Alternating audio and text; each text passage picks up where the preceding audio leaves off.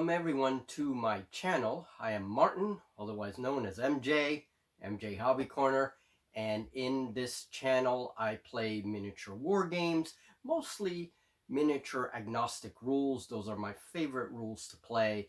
So games like Stargrave, or another one that I've been playing recently is Death Wizards by Snarling Badger Studios. Making terrain, that's a big part of it as well, but mostly making my own models, especially vehicles and starships and navy ships and anything that comes to mind that I need for my games. These models are typically more expensive in the real world, and so I save myself a little bit of money. And now that I have such a large collection of miniatures, it's always nice to save a little money with low budget scratch building. I do have a magazine on War Games Vault, Scratch Builder Monthly, so for anyone that wants to help support my work and the channel, you can definitely look that up, or look up my Patreon. Patrons do get a copy of Scratch Builder Monthly every month. So this is a little November update, projects that will appear in November Scratch Builder. This will be a little update. So let's head on to the crafting bed. Okay, so these are the first three starships I would like to show. Now these are all part of the same faction here, these three. And this is our flagship, this big round one here. And then we have two escort ships, which their classification will depend on whatever game I'm playing. They could be classified as heavy cruisers, or they could be something totally different depending on the game that I'm playing. These will be used in Void Admirals, so they have, depending on the faction that I play, they have their own little classifications for the ships. These will be capital ships if playing Void Admiral, and so they will be individual vessels. Here I have mesh. There's some pen caps here. We have some gems, little gems, which I use. You get these in packs. You can get them at Walmart or other craft stores. The dollar store also sells these, and I like using these gems a lot because of their shape. Sometimes I will leave their natural shape, natural colors, and other times I paint them and give them a little dry brush so that all the little edges of the gem show nicely. The little turrets here are made with those gems. They're also made with some, this is electrical wire. Okay, and I cut that up and bend it into a U shape and then glue the gem on top. It's the easiest way to make these turrets. And you see that there is detail down below as well. Okay, so there's a lot of detail on this. I use wooden beads. Here's a clothespin. The clothespin is the mount for the engines. We have a little bit of craft wood, the tips of craft wood cut here. So this uses a variety of different things. Here are clothespins for the engines. This is the flagship. Now, the base is also made out of a Pringles can lid. And the reason is that these lids are actually nice and sturdy. So they make good Starship bases for these larger models. Okay, so putting this one aside, now let's take a look at the escort ships. Okay, so let's identify some of the components, starting with this one that hasn't been detailed yet. This metallic lid here. It's a very lightweight aluminum lid, and here is the container.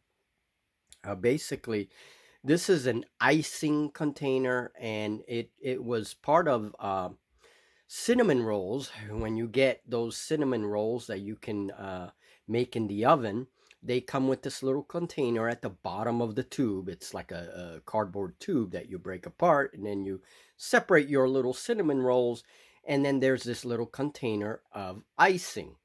Well, the container has a nice little lid. I use the container to separate my gravel for basing purposes, and then I use the lid for the front of these ships, the bow of these ships.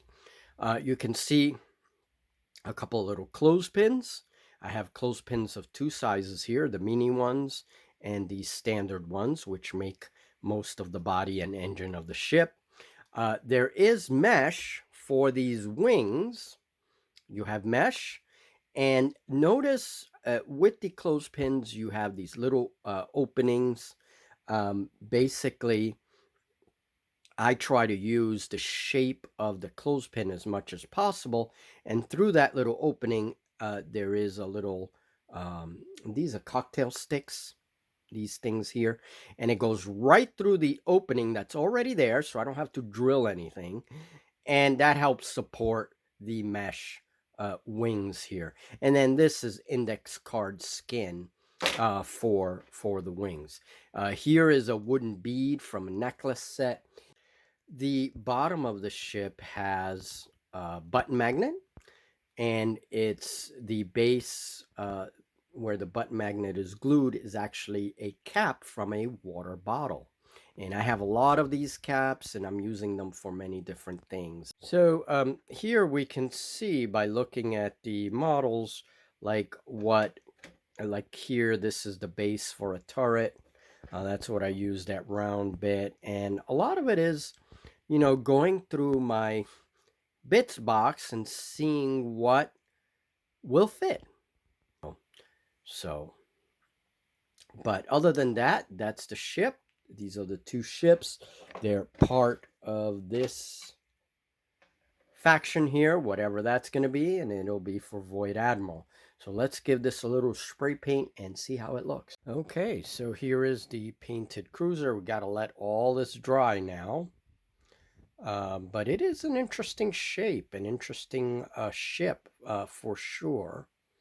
Okay, and there's some detail. It has a very bizarre looking profile, which I like. I like my ships to be, somewhat odd. So I'm not sure what faction this is going to be in Void Admiral, but we will choose that eventually. And whenever Julie can join me again in my games, maybe this is a faction that she will choose.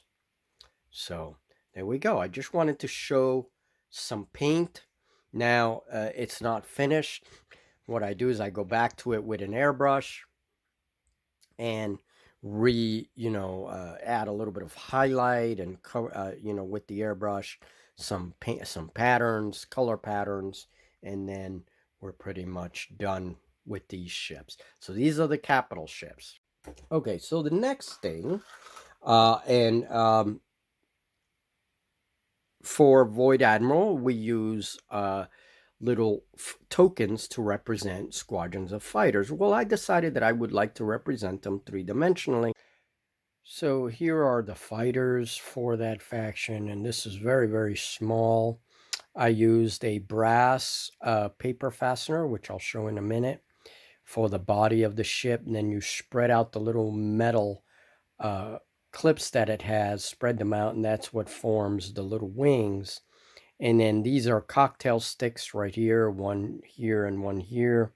And then for the weapons, I just added a little U-shaped piece of electrical wire, which is right there. And then the gem forms the canopy section of the fighter. And then we have a little bead here, a little glass bead, which is, I guess, part of the engine. Now, below it, there is another glass bead, which is glued right to the paper fastener.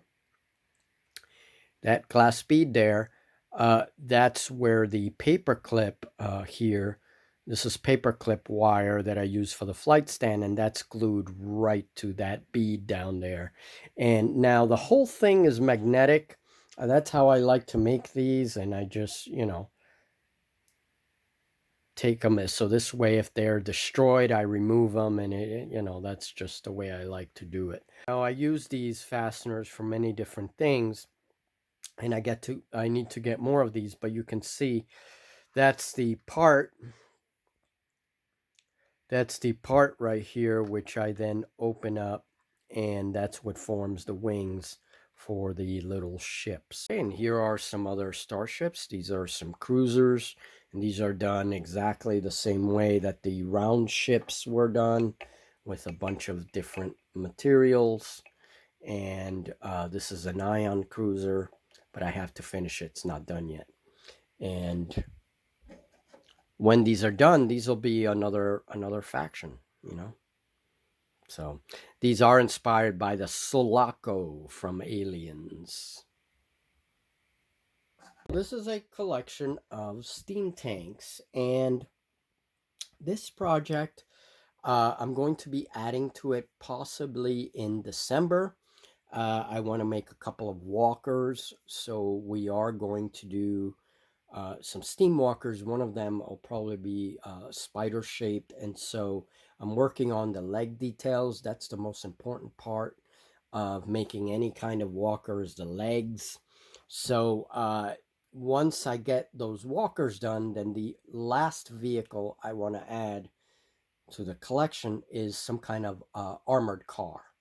Okay, and these will be played in 15 millimeter. Here is a tank that I showed in one of the shorts. It's based on an A7, German A7, World War One, but I made it shorter, like stubbier, a little bit boxier, and it is a steam tank. So now this has the features, has a moving elevating gun. Okay, so it can change elevation.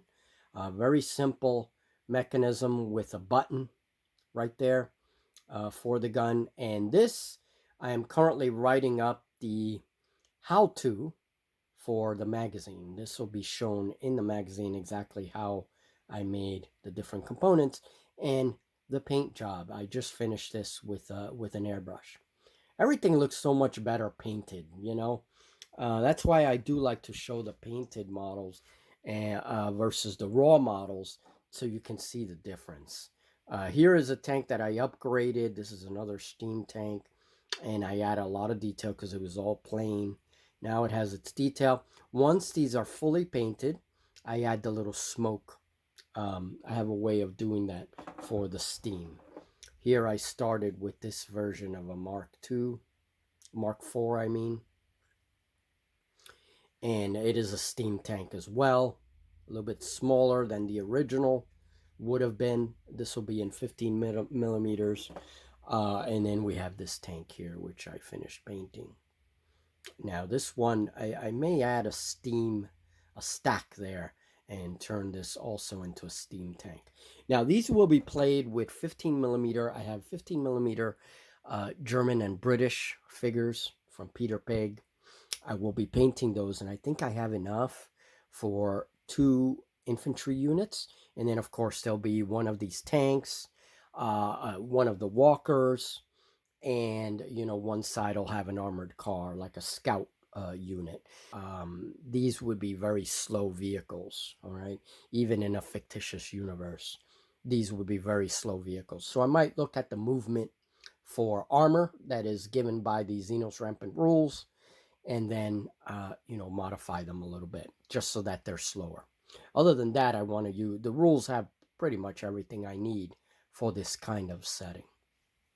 So I just want to show real quick. This is a clothespin, you know, fighter uh, vehicle, but it is a very large scale.